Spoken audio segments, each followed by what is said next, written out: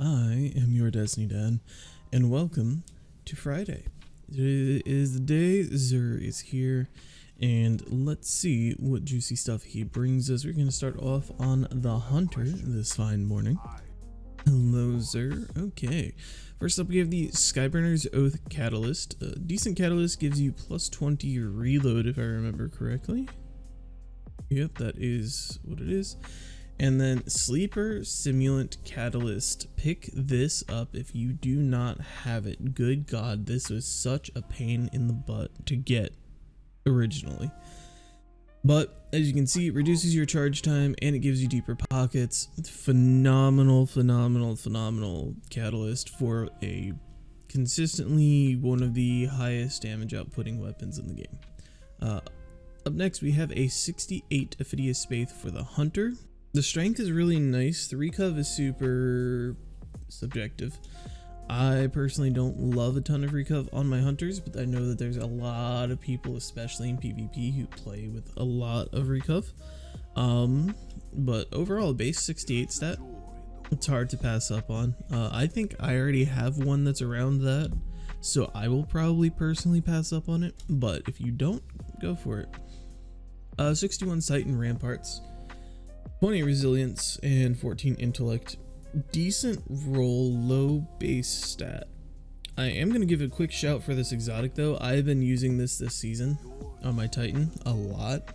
I know everybody's all crazy about the cannon brace arms and the Skullfort helmet, but I personally have been pairing my bolt charge build with sight and ramparts and using the big boy shield that has more health and gives you more like coverage. And because of their unnerf or rework or however you want to call it, Titans are really good right now. So I would definitely recommend giving this a try. I don't see anybody using it. A lot of people don't know. They removed all the penalties for using it. So now you just get free shield that you can shoot through with 0 penalties whatsoever. It's phenomenal. Up next we have the Stag. Lots of mobility, resilience, discipline, and intellect. 67 base. That's honestly, that could be a decent way to a quad 100 build. Stag is kind of popular. I see a lot of people using it. I don't find myself using it much, honestly, but if you are a fan, go ahead and grab it. And we also have exotic class items this week. That's going to be based on which class you sign in on. Alright, up this week for our strange offerings, we've got materials and Vanguard engrams. And then for our strange gear offerings, Hawkmoon with rangefinder, fluted barrel.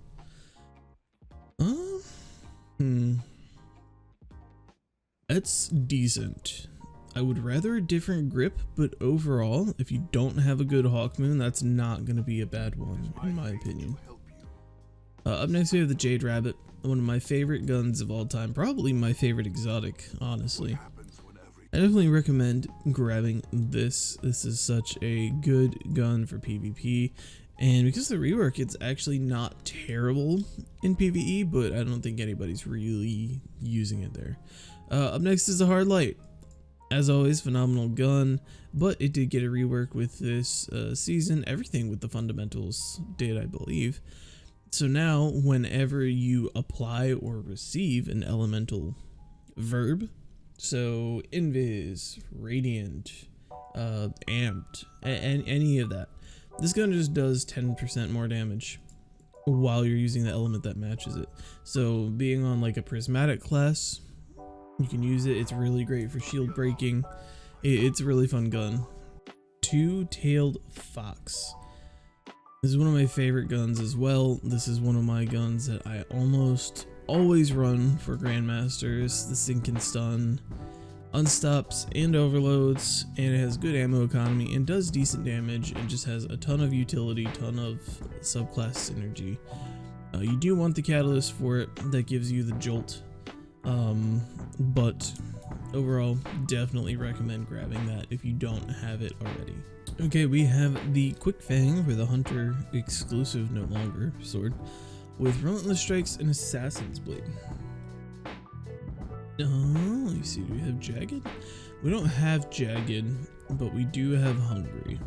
And if you're looking for this for an ad clear weapon, which is what a lot of swords now seem to be geared towards for some reason, that actually wouldn't be bad. It gives you a bunch more ammo without really reducing your impact. You got Swordmaster, which is guaranteed, but it's still the best guard. Relentless to refund ammo, and Assassin's Blade to boost movement speed and damage. Yeah, overall, if you don't have a better one, I would say go for it. Thin Precipice, Tireless Blade Harmony. We do have Swordmaster and some kind of mid guards.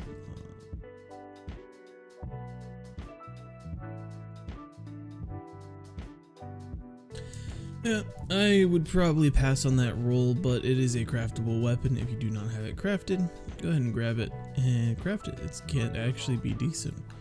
Canis Major Solar Grenade Launcher with spikes, surplus, and chain reaction. This is one of those weapons that is really fun, but there's not really any crazy roll. Like, the best thing that this can realistically get is Clown Cartridge and Vorpal Weapon. Yeah, I don't know. A lot of these weapons from this season, I want to say season 8. I don't know if that's right, but I feel like that is. No, Season of the Lost. Okay. But this season, with these themed weapons, a lot of them were not great in the rolls department. Even at the time, a lot of them really weren't great, but now they're definitely not great. I would pass on that personally, but if you're looking for a chain reaction grenade launcher, there you go. Annual Skate, decent hand cannon, very underrated in my opinion.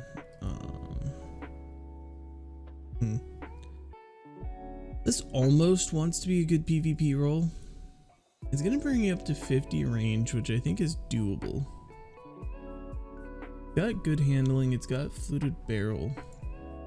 I think the problem for me is that it can just get better rolls. You can get slide shot, opening shot, you can get outlaw, you can get explosive payload, you can even get multi-kill clip, which is not typically a PvP perk, but any damage is good damage.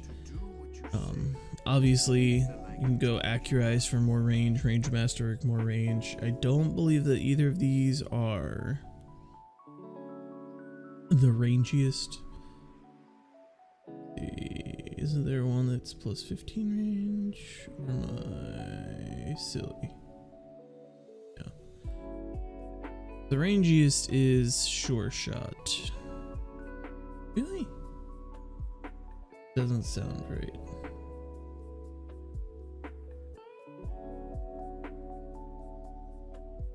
I guess you do have the best here. You have the best sight on this. And a lot of PvP players, like I said in the last time, a lot of you guys are running Extend Mag for the AE increase. As you can see, this thing has 80 AE. I would probably do something other than no distractions, but Sure Shot handling's not bad. Extend Magic for AE, opening shot's really good. No distractions is probably the only thing holding this back from being like super strong S tier 140. Now it is just a world drop, it doesn't have anything crazy like a Trials hand cannon or a Raid hand cannon would, so it's gonna have stiff competition for sure, especially right now. There's Palindromes in the wild, there's Exalted Truths in the wild, there's even some Fatebringers out there, but I do really enjoy this hand cannon personally as someone who doesn't like hand cannons. So if you're just looking for a solid hand cannon, give this one a shot, I'd say. Next up, we have the OG auto rifle from way back in the day that was meta for a hot minute. We got surplus, we got we got surplus, and we have high impact reserves. At mag, fluted or polygonal. I could maybe see this being a role in PvP. We got 50 range, 50 stability. Handling masterwork is kind of but these guns overall, these Amalon auto rifles, they just feel good. High impact reserves is okay. Surplus is okay. It's not a god roll by any stretch of the means, but if you need a precision frame AR for PvP, this one's not gonna be bad. Next up, we have a distant pull. This is just not a good roll, I'll be completely honest. Collective action can be useful, but tunnel vision is not going to be something you're wanting on a sniper for dealing damage. Arrowhead's not bad. Accurized and tac mag are both decent. Handling's okay. You also have fluted barrel to give you more handling. But again, this is a craftable weapon. So if you don't have this and you want it, but you don't want that roll, go ahead and grab a few, use resonance, or just stick them in your vault. Craft it, you can get a much better roll than this on it. Spare rations with subsistence vorpal, alloy mag or light mag, small bore or arrowhead. There's a play for this for a PvE roll. I personally will not be getting it. I'm pretty sure it can have some other things here. What can it have? Yeah, kinetic tremors, rapid hit, slide shot, swashbuckler, focus fury, vorpal. Yeah. I personally would not go for this, but if you really are just in need of a okay PvE hand cannon in the top slot, subsistence vorpal, both of these mags are good, both of these barrels are good. It will be a hand cannon and it will give you bonus damage, but it's not going to be anything crazy. Onto the armor for the hunter. So we have a pair of 63 arms with mobility and recovery as your spikes. Nothing really crazy for a low stat piece of armor. You kind of want big spikes. That's kind of how you can make up for low base stats. This one doesn't really have big spikes. It just has a couple medium-ish spikes. If you do need that and that fits into your build, get it. Otherwise, I would pass. We got a 65 chest piece, kind of mid-ish, low mid across the board, and then a small spike in intellect. 65 overall is not a bad base stat. Intellect is a decent perk to perk. Intellect is a decent stat to have spiked. And if it fits into your build, go ahead and grab it. 63 base helmet with resilience, recov, and intellect. That actually, I would actually recommend grabbing that helmet if you are trying to do a tanky super build. Now, there's next to no mobility on this, and for a hunter that's not typical. But there are times I have 1 or 2 builds in my inventory like that where I just don't care about the mobility because I am focusing on other things. And if you're trying to get 100 resilience, 100 recov, 100 intellect, this is going to be a piece of armor that's going to push you in that direction. Lastly, we have base stat 63 legs, 15 discipline, 15 mobility. They're okay. Pretty generic hunter build stuff. If you don't have better legs, it's not going to hurt you to grab these. If you do have better legs, I would probably move on. Now, with that being said, let's head on over to our Warlock and see what Xur has for us over there. Alrighty, here we are on the Warlock.